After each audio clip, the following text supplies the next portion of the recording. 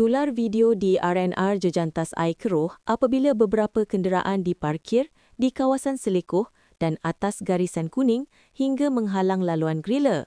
Orang ramai cuba mengalihkan sebuah Pro 2 Alza namun gagal.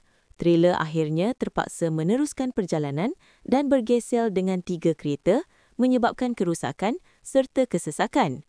Polis mengesahkan kejadian itu dan siasatan sedang dijalankan oleh Unit Siasatan Lebuh Raya Bukit Aman.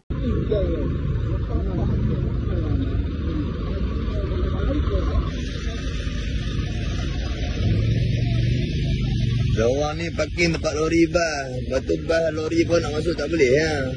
Lori ni tak lepas nak masuk. Cek dalam belakang. Lagi kalau lori ni Mendeh tak ada power depan dakan. Ni dah pecik ni tadi lagi ya. Owner dah pergi mana.